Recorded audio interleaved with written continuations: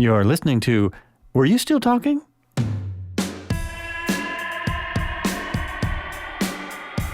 Feel free to abbreviate. Okay. All right. Welcome back. This is Joel Albrecht, and you are listening to Were You Still Talking?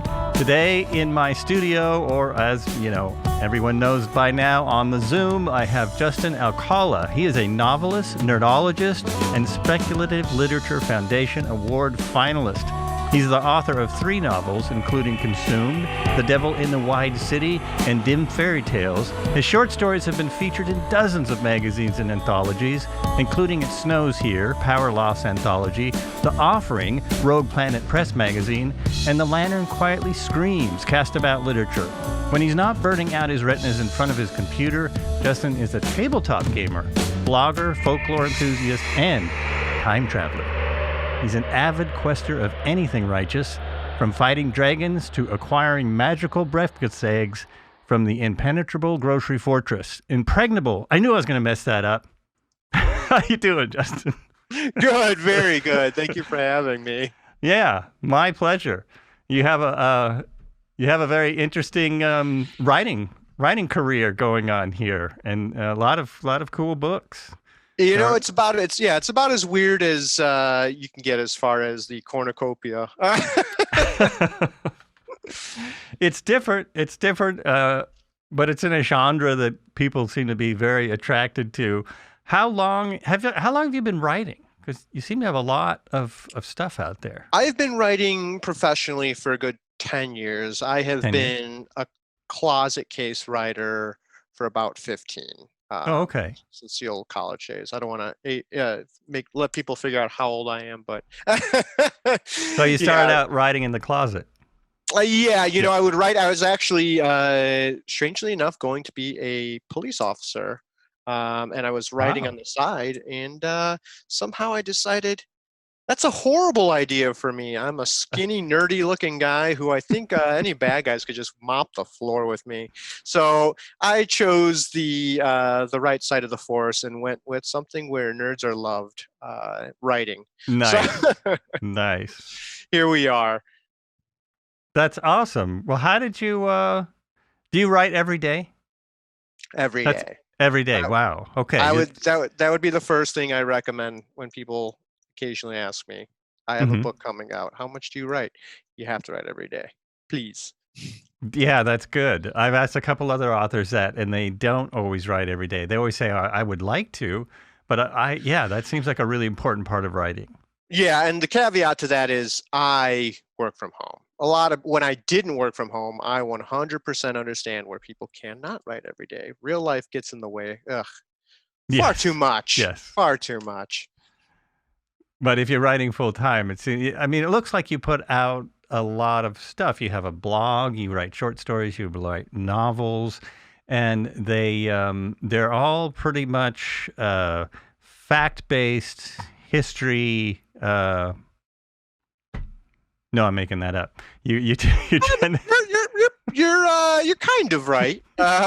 You know, I do like history a lot. In fact, I'm working on something right now. We're working on a title, but it's Shakespeare versus Cthulhu, which is a lot of research that you have to do. But other things, I've had to do research on the Sidhe in Ireland. We had an opportunity, my wife and I, to go to Ireland, do a lot of research there, take some tours. I like to because I'm a nerd, I like to take a lot of the history, write about it, twist it a little bit, and then drop the weird on it. Drop the weird or the supernatural, you mean? Yeah, everything from magical realism to demon tentacles with the screaming Jay Hawkins voices. It's all out there. So I would say I combine my love for history with my bizarre fascination for everything creepy. That's what I do in a nutshell. That sounds like a lot of fun, though. I mean, it's something I noticed in reading about you is that you do research your novels a lot, and that seems like it would make it a lot more fun. So you do like history and finding out about all your different subjects. Yeah, you probably can't tell because I completely slab it with butter and then start writing the weirdness, which probably drowns out the historical facts. But a lot of the historical facts that I have in books, I had to do. I have a Dead End Job who's coming out soon. And that I had to do a lot of work on John Dillinger because in the book he is a vampire. So you got to learn a lot of cool stuff about John Dillinger that I hadn't previously known. But yeah, you'll write about it, you'll put it in there, and it'll be more of a little bit of a accoutrement, a little bit of a salt and pepper on top of the rest of the plot. But I try to put as many facts in there as possible. Yeah, I mean that's pretty interesting about him being a vampire. Where did you come up with that research? Who included you?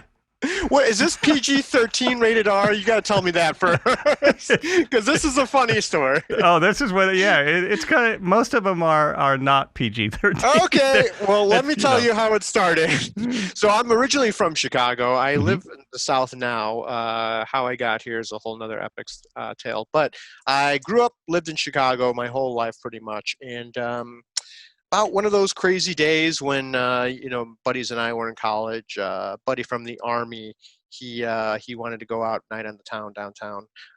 So we went to this bar that's really old, and I went out with him for a smoke break because it was about that time when cigarettes were being kicked out of bars. And I said, "Man, I'm dying. I'm going to go in the alley. I have to go use the washroom." So my wife's going to kill me. I'm telling the story on air. Anyhow, so I'm going and I'm doing my business, and suddenly, right behind me, a crowd of 10 people comes out, and I'm trying to hide behind trash cans, and they're talking about, well, here we are, folks.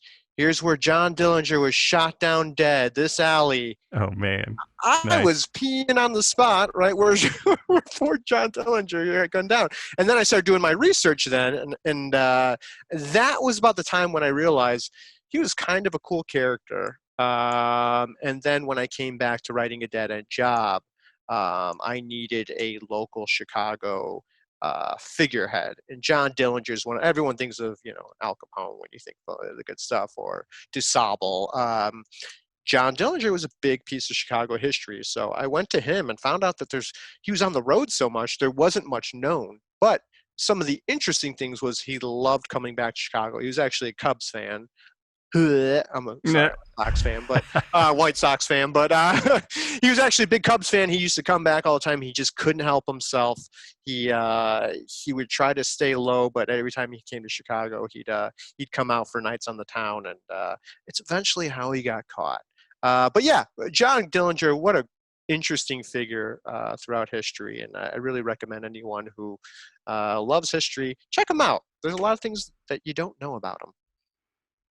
Probably a lot of people know nothing about him. He was a bank robber, right? Isn't that mostly right. What he did? He liked to rob banks. Yes, there is a semi-factual movie about it that Johnny Depp plays him. Oh yeah, I wasn't a big fan of the movie, but yeah, it wasn't that good, right? Yeah, it wasn't that great because it was, as you say, semi-factual. He was, and he was. They didn't sell me on it. This is maybe where the writer comes out, but like he was kind of a rogue, and he was kind of parts of him. He could be, we'll call him a jerk face in layman's terms, but he also was a charming figure. He also had a spot for charity, and he kind of was a 1920s prohibition, well 30s I should say, Robin Hood. And so you could take it both ways. He was breaking laws. He did kill one person. He did some bad things. But there's also a lot of good things that he was doing, and he was kind of a maverick and a bravo, and very charming. That's how he got wiggled out of prison twice, pretty much, was through his charm. But he was a real cool character. He was a product of his time. It was a broken time. People were poor. And you know what? Eventually, some people, I don't agree with it. They crime was the only way that they could survive, and so he did. But right, and I mean, for the time, for the crowd in Chicago at that time, only one person being killed is, well, that's a pretty low number because, like you mentioned, Capone, he's got a few more than that racked up. Not only that he personally killed, but also that he told people to kill. So yeah, that's Dillinger was a different breed, and I'm sure I always think these gangsters must have been charming to become that famous. Like there was Mm, something about them that people had to have liked, to that got them to be, because there was there was right, a lot of them, and we only know right, about like a handful of them. There was a lot of them out there. So right. yeah, They had their shtick, all of them, but they were more than bumbling fools. But Dillinger was definitely he was a sly cat. I wonder what if he was born another time, what he would be. right. You wonder. Maybe he would have been a techie.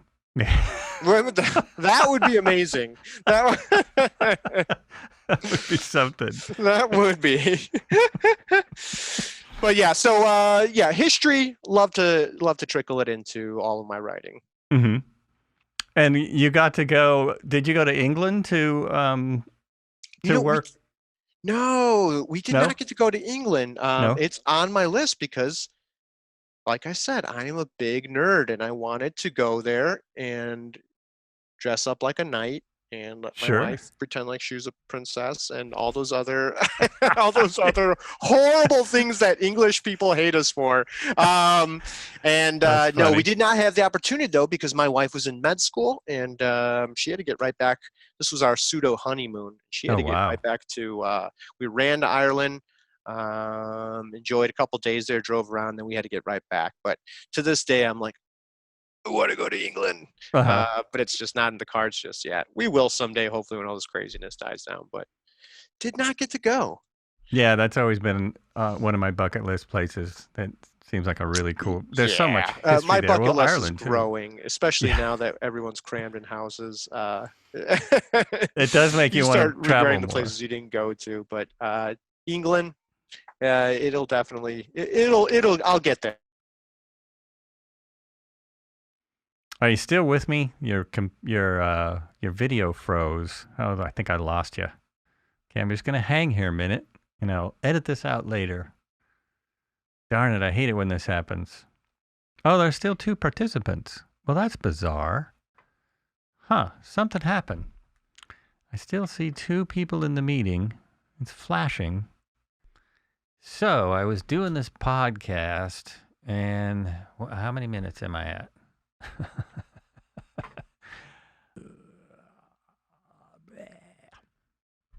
It's too hot. Test, test, test. I hear you. I'm so sorry. We have a storm coming through here. It's destroying my Wi-Fi. Oh, cool. I like storms. Sorry. It might happen one more time. So, sorry for that little interruption, gentlemen and ladies. We are back. This is still, were you still talking? And I still have Justin on the phone, or whatever this is, whatever this high tech stuff is. So, do you, obviously, you have some favorite gangsters. Do you have any favorite authors? And I don't just ask you this because you're an author, I ask everyone this. Oh yeah, big time. Actually, I have quite a few authors that really have a real close, warm place in my heart. Obviously, first we'll go with the big boys. Neil Gaiman has become very special to me, not just because of his fantastic writing, which might I add is impeccable, but also just his philosophy, not only on writing, but he's a philanthropist as well, and he's just a fantastic human being that I think every author aspires to be as well. Also, Andrew Smith. Andrew Smith. He is fantastic. He writes a lot of either farcic or young adult fiction. He's actually got a movie coming out, Grasshopper Jungle. I think it's in the works still. We'll see what's going on with those craziness. But he is a teacher by day and a writer by night, and he has such a fantastic voice. I've never heard anyone narration-wise who's just nailed 12 to 13-year-olds in such a special way, and he is bold about telling you what the protagonist feels, the things that we as kids all kind of ran through but didn't don't want to ever admit ourselves. He's great about it. Nice tempo, and just because he's such a smart man, man, can he write cleanly. Christopher Moore is a big fan. I'm a big fan of his. I have entire shelves committed to Christopher Moore, and he is another one of those witty, sarcastic writers who can just write so cleanly it's ridiculous, but also just create these fantastic characters who are hilarious. He knows how to use humor and harness it as a great weapon. But he also delivers a story at the end. By the end of it, you learn a lesson. Maggie Steinvater, she writes the Raven Cycle, I believe it's called. I know I call it the Raven Boys. She's fantastic. She is incredibly intelligent, and she also is big time into Welsh and Celtic lore, and has just put a spin on a modern fairy tale that you wouldn't even believe. And then also I have my teenage and college years favorites. Jim Butcher's fantastic. A, because he writes about magic in Chicago. How could that hurt? But B, he does have a great sense of humor, and I write a lot like him. I'm not a Tolkien-esque writer. I'm not going to write, who wrote their initials in the chalk on the sidewalk. You're not going to get all the details about where they harness their energy, or where they grow their crops. I like a good story, nice and clean, very basic plot. Let's go with it. Have fun throughout the thing. That book is done. Boom. You can get through a Jim Butcher book in a couple hours. They're fantastic. There is a merriment of other people that I know that I'm missing, but just fantastic authors. I have to say Erin Morgenstern. She's written only a few books, but whatever books she has written, they're perfection. You probably know her from the Night Circus. She's incredible. Her stories are just they will put your mind at ease. You almost want to fall asleep, but in a good way, because of how cozy they make you. And she just is a master of using words the most perfect way. She can write a clean, short sentence, and by the end of it, you read those 5 words she might have written in your perfection. I wouldn't have worded it any other way. I wouldn't have added anything or subtracted anything. She just knows how to write a clean, soft, comforting narration. She's amazing. Those are some of my many. I think I have about 1,000 others I could give you, but that's the pantheon of Justin when it comes to authors. Nice. That's great. So when you're writing a book, let's see, what's the way to word this? How many times do you write it? Do you finish a book and you think it's ready to go? Or do you finish a book and think, I need to start the rewrite right now? Or how does that? I'll give you the abbreviated version, because I think this is where authors kind of have this controlled madness. They're just all a little bit nuts, and we're all a little bit nuts in our own way when we write. And my way is I will initially just poof, explode onto the paper. I have an idea. I'm going nuts. I'm writing every day. I'm going through chapters, another chapter. Don't go back. Don't look back. Just keep going forward. And about 2-3 months into it, I finally have a plot. I finally have a story, and I've completed 80,000 words for a good novel, if that's what I'm looking to do. And then from there, that's when the real craft begins. Then you go back and you're going to write that story minimal about 5 times. You're going to go through it about 5 times, clean everything up, put hooks together, make sure things make sense. You're going to cry because of how embarrassing your writing is at the time. That's when you're really hard on yourself, as you should be. Those are the times I'm usually pretty crabby, because I'm like, what am I thinking? What am I doing here when I write these things? I try to contain it. And then from there, you're going to give it to a proofreader. I have a proofreader, a fantastic company I've been working with for a while, Add an I.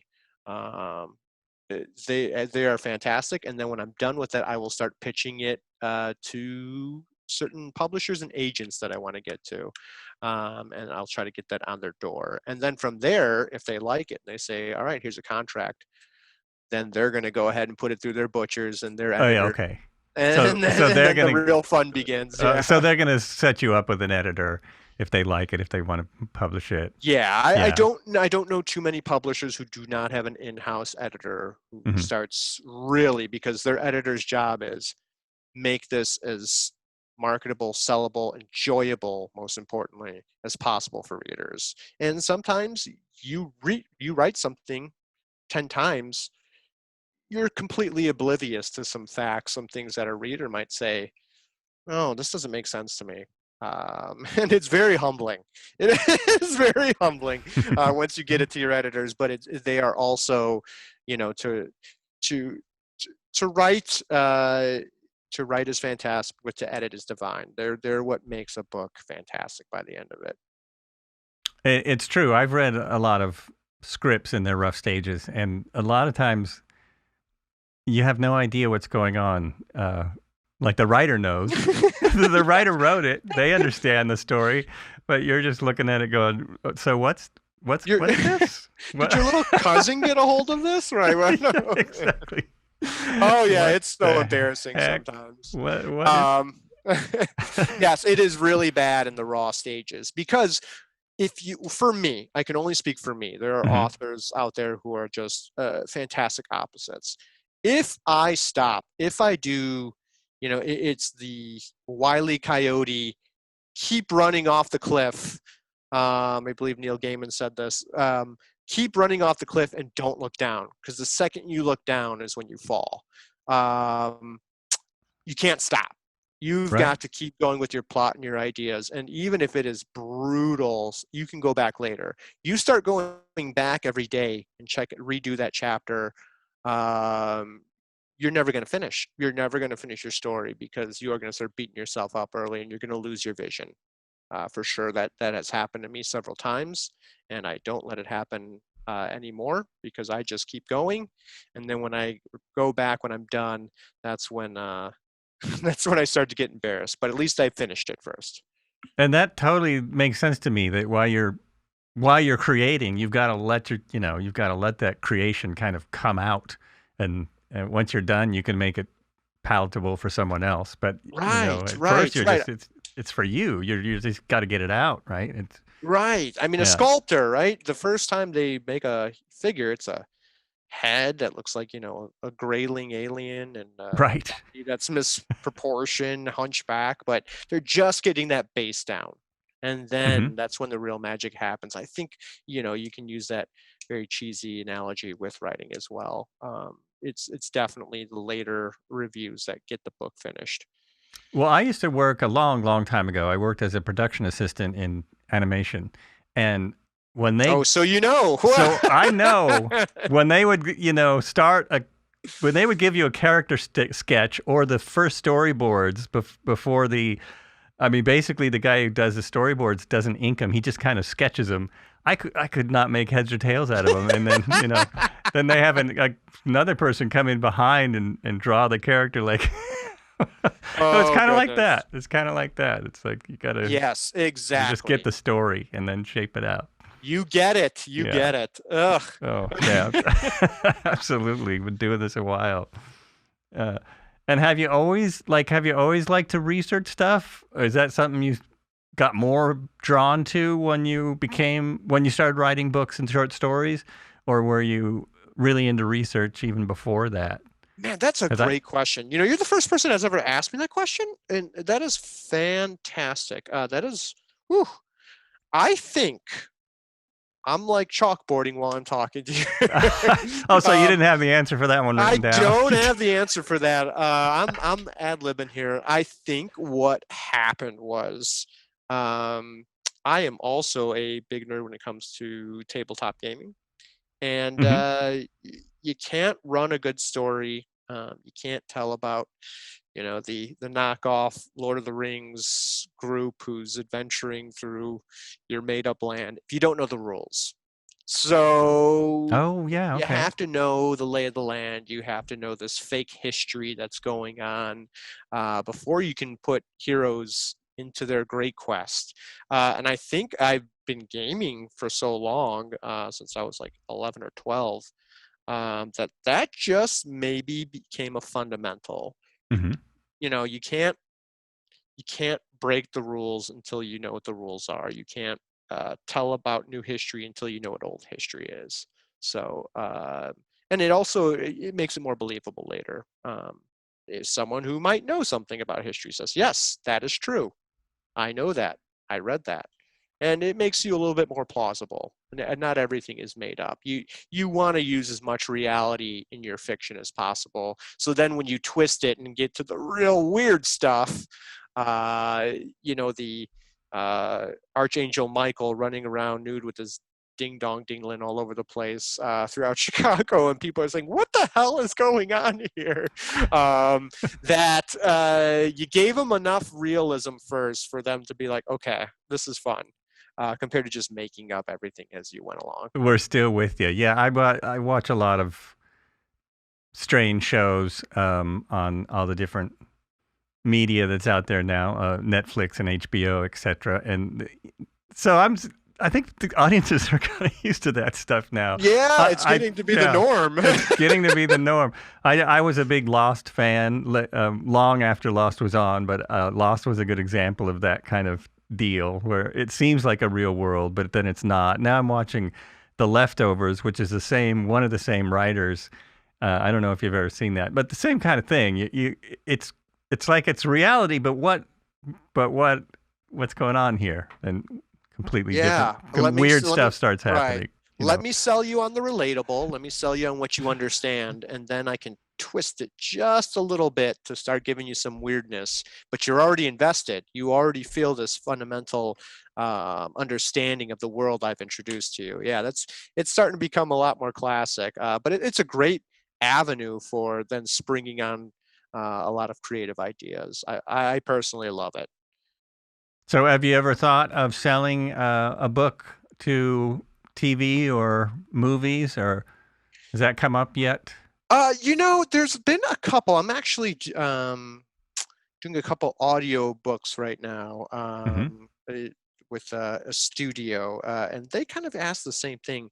And I have personally not thought about it, but mostly also because a lot of your books have contracts that say, "Hey, I'm the publisher. If I see someone who's interested in a TV thing or something like that, I'll reach out to them and let you know." Uh, Oh, okay, so it shuts down okay. some of it. I think agents are better. I'm currently in between agents. Agents are a little bit better about trying to find an opportunity, but Hmm. it would be fun. I always think about that. Like, holy crap, could someone put this onto a screen? How would they do that? And you know, you trust in other artists, producers, and whatnot. But I think I have a couple books that I'd be really curious to see how it would look on screen, just because of how weird I can get sometimes. But yeah, it's interesting because that's more and more. Wouldn't say the norm, but there's more and more shows and movies like that. Well, obviously, there's biggest movies in the world are superhero movies. I don't think those are real. I don't think Right, I right. don't think that's reality.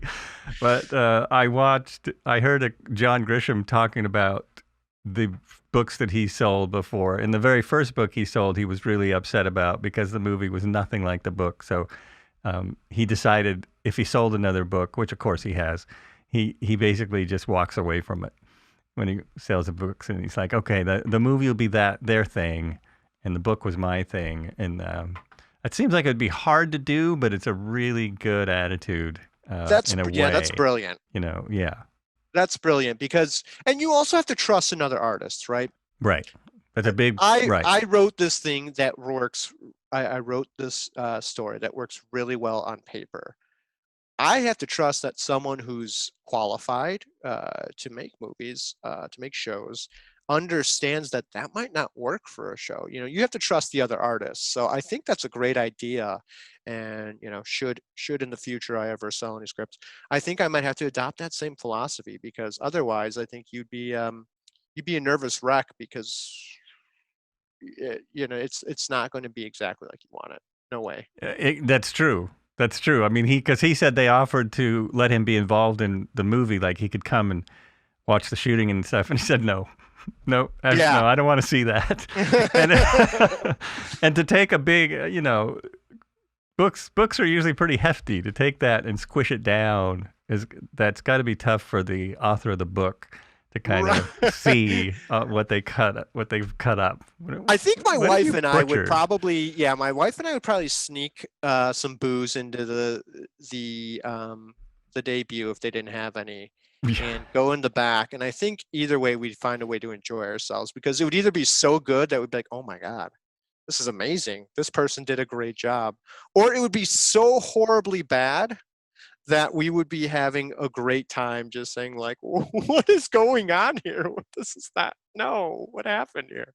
I think we could make, See, I think, that's a good attitude because either way it should be fun. If it's so ridiculous, yeah, if you're like, no, just I laugh. mean, I'll be honest afterwards, like, that is not my book, but I had a great time watching it. Yeah. Thanks for the checks. Right, right, exactly. That's, Yeah, I think we'd that's the find a thing. good time out of it no matter what. Right. Whether they do a good job or not, you get paid. So Right. Yeah, you know, yeah, that's true. That's true. it's a Find nice out, thing about it. find Antonio Banderas is playing, one of my ugly characters, as Hollywood does. Oh, that is true. That's something that you have to give up if you're going to watch a lot of movies, because especially when they're about real people. There's so many TV series and movies where they turn these real people who were not all, like most gangsters were not that great looking. I mean, I Yeah, think that's just part of how ordinary looking people, it's right? ordinary looking or not scary looking Or less than, or right? less than. Not conventionally handsome. There you go. Not conventionally handsome. And when you turn that into a Hollywood star, it kind of takes away the gravitas. It's like, wait a minute. Totally. I'm not gonna call out the shows right now, but I just saw something where it's this just gorgeous actress who's playing a scientist, and the detective is this dude who's got muscles whipping out of his muscles, and I think it was based off of history, and I'm like, no, I'm No, gonna call probably BS on not. that. That Yeah. is that is not. This is not realistic. You guys are taking things for granted here. Well, they are trying to sell a product, so I understand what they Yeah, do it. But I understand. The it's like wrapping paper's important. yeah, like all the police Right? shows. There's 10,000 police shows on TV now, and every single cop is skinny and good looking. It's like, The edgy bad boy. wait a minute. I see cops every day almost. Yeah, cops. Yeah, I do what- too. And they're yeah. always in leather pants and full makeup and Yeah, exactly. cool leather jackets. That's the police. That's the police. That's here, them. right? Yeah, they never eat gluten. No, right. They are on diets, Come on. and on their on their downtown they do push-ups and surf. What's Yeah. the big deal? What- Realistic people. No. That's it. Oh, that's hilarious.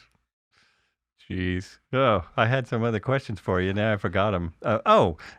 You seem to be pretty big on the social media sites. Is that something you do yourself, or do you have people help you with that?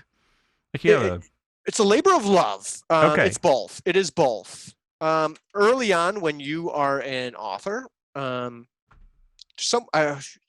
the name of the actual author who wrote it? I love technology. Stephen Pressfield. Dang it, I knew that. He wrote a great book called Nobody Wants to Read Your Shit. Oh, nice. And what you can That's do good. about it. And I read it, and long story short, it's the truth. When you are first starting off, you need to be a writer, a marketer, an advertiser. And early in my career, I already was in sales and marketing. When I kind of bled out from being police officers, I brought up before. While I was getting myself through college, I was in hotels, and eventually I upgraded to the. Don't ask me why they did this. I would never do it, but they upgraded me to a sales and marketing manager. They must have been desperate. But so I learned some of the art of selling then, and it comes down to the daily grind as well. So when I started writing, I understood. I had a lot of buddies who were writing, who picked up and moved to California or New York to write, and they were kind of as that old school Hemingway thought: I write, I make beautiful art, and then I leave it to the professionals to handle. But I kind of saw that the market was flooded, and that nobody wanted to read a first time story person's writing. So I said, I'm going to have to hustle. So I chose the opposite. And I said, I'm going to fight for what I'm writing for. And so I got real aggressive. And what eventually happened after these 10 years is two things. One, publishers start to market for you. So you'll get them involved as well. But Mm-hmm. two, you build up this habit that every day I'm going to sit down, I'm going to write, and then I'm going to take some time to say hello to somebody, or ask. There's some fantastic people make videos for us, some art for me, and requests from them. I'm going to blog. I'm going to do all these things that just have been built into a habit, something that you enjoy and feel a little bit awkward about if you don't. So it was that big snowball effect. Now I have quite a few people, publishers, and just other marketers who do some work for me. But I would say I still do a lot of the heavy lifting. About half of it is me Mm-hmm. trying to blog and write. And I think it's just from habit. And as you get into it, this is for new writers, you will get into that habit. And as you continue, one day you'll sit back and say, oh, look at that. I do have a lot of people who are reaching out for me, and they're, wow, look at it. This person did art for me, and this person is writing a whole description for my, some of my books, or a video. That's fantastic, but I'm still going to do my thing as well, which gets your voice out there as well. And I just like interacting with people, but you got to get to the grind, put in the work, and then suddenly, before you know it, someone says, hey, I Googled your name the other day, and you're all over the place. That's awesome. That's really, really good advice. I mean, for not only for authors, but for anybody trying to put because podcasters are, it's the same it's basically the same industry. Yeah, it's a dog fighting with our face. Yeah. There's a lot of us out there. When I started, there was almost half as many. And I didn't start very long ago. Oh, I know. It's so interesting. It's just exploding. But that idea to, it's very difficult for me. And I just think that's really good advice for anyone, to do as much as you can to self-promote and to, entertain people and get the word out there that you exist. I might follow that advice. It takes time. It definitely takes time. Yeah. I definitely thought I would be, after I wrote my first book, Consumed, I would give it to the publishers and they would say, how many millions? And and they'd fly me out and all the good stuff. And then I realized, like, no one knows who I am, and it's fair. Whereas in America alone, there's 300, almost 50 million people, and then another couple billion everywhere else. No one knows who one guy is. I'm gonna have to start every day calling out to it, but then you do see that where other people are picking up for you, and one of the great examples, once again, to bring up one of my favorite authors, is Andrew Smith or Neil Gaiman. Neil Gaiman started off writing Sandman. He was just another comic book guy, but look how many years he's been into it, and suddenly the Graveyard Book later got picked up, some of his other fantastic stories, Good Omens, and now he's creating movies, he's creating stories. I mean, he's a literary god in many ways. And same with Andrew Smith. Andrew Smith was a teacher writing on the side, put in 10, 20 years, and suddenly, now he's winning all sorts of hardcore literary awards, and he doesn't have to lift a finger to market anymore. But he had to put that work in. He definitely did. Yeah, that it's very, very rare that an author comes out with a book and it gets bought by a publisher and it gets published and it sells. I mean, that's not gone are the days. Gone are the days of Carrie. Yeah. Carrie and Stephen King. Exactly. Yeah, and right. That just doesn't happen anymore. I mean, the author of the Harry Potter books. She sent that to Yeah, like J.K. hundreds. Rowling, yeah. J.K. Rowling sent that to hundreds. She was rejected like over and over and over and over, and finally somebody smart read it, I guess, and I think it did okay. I hear it. I hear it's doing all right these days. She keeps plugging it. She keeps plugging away. Yes, I'm actually always amazed by the people who have a very strong social media presence and don't really have to. I follow several actors, band producers, and directors. Ron Howard, Russell Crowe, who they have no reason to be doing what they're doing on social media, but they have some really great. They seem to put a lot of time into it, and they have some really encouraging stuff, fun stuff to check out. So that always has been interesting to me. It's like, wow. I always appreciate those people who do that.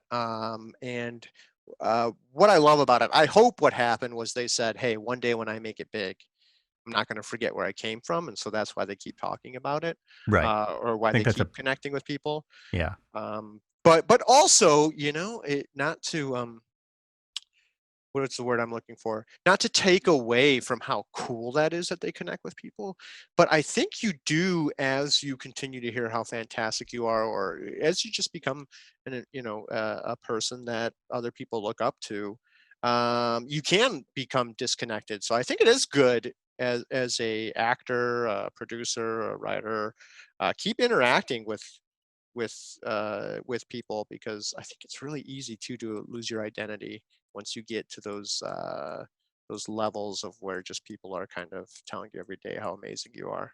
Yeah, I can imagine. I would think it would be really, really easy, and so I do appreciate when, people who are obviously in a position that they don't need to talk to anybody. Right. I mean, the other side of that is they do have long stretches where they're in between jobs. So absolutely, it's not like true. It's not like when they're working 80 hours a day that they're doing that. It's when especially now during a pandemic. Yeah. Yeah, right now then suddenly Twitter's really busy. Exactly. Well, hey, Justin, I've probably kept you on long enough. I know you might have other things to do with your life today. I really appreciate you coming on. I think it's been a pleasure. Thank you. Thank you. It's been fun. Yeah, you've gotten a lot of good stuff out of here. Yeah, please feel free. Connect with me. I'd love to go on again anytime. But I'll continue listening. You run a great show, and looking forward to hearing some of your other future guests. Oh, cool. Thanks a lot. And you said something about you might have a reason to come on again in the near future. That's right. I'll keep people posted on all the websites. But yeah, we have a new novel possibly coming out. Oh, and you have a great website. And what is it? Thank you. What is it? It's just www.justinalcala.com. JUSTINALCALA.com. There you go. It's an easy one, and it's an easy one. Yeah, it's an easy one. It has all the links, and of course that'll be in the show notes and everything. So. Let me wrap this up. This has been Were You Still Talking? This is Joel Albrecht, and I've been talking to Justin Alcala. He is a writer and nerdologist, etc. Been a really good conversation. Again, thanks a lot, and hope you come back soon. Remember, if you like this show, don't be afraid to share it. Anywhere you want. You can put up little flyers on telephone poles even. Were you still talking? All right. Thanks a lot. And like I always say, be good to each other. And as I've been saying in recent weeks, be good to yourself. Thanks for listening. All right. That is it. Well, thank you so much.